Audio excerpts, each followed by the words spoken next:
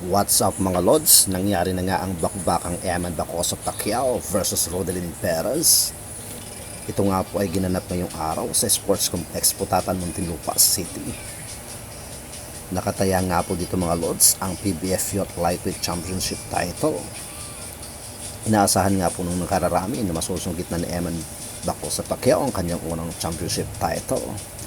Dahil dati na nga po itong tinalo taong 2024 via majority decision. Subalit sa di nga po inaasahang pangyayari mga Lods, Eman Bacoso Pacquiao bigong manalo sa kanilang naging sagupaan ni Rodelin Perez.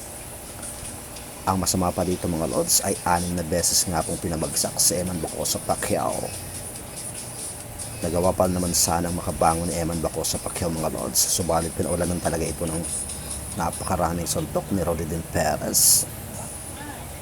Natapos ang laban mga Lods via majority decision pabor kay Rodelin Perez. Kaya Rodelin Perez mga Lods ay umakyat na ang record sa 6 wins at 4 losses.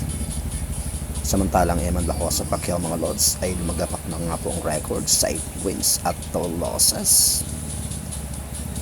Dahil nga po sa panalong ito mga Lods ay nasungkit na nga po ni Rodelin Perez ang Youth PBF Lightweight Champion. Congrats sa iyo idol. Para sa iba pang mga swabing balita na katulad nito mga idol, palike na lang at pasubscribe. Salamat po.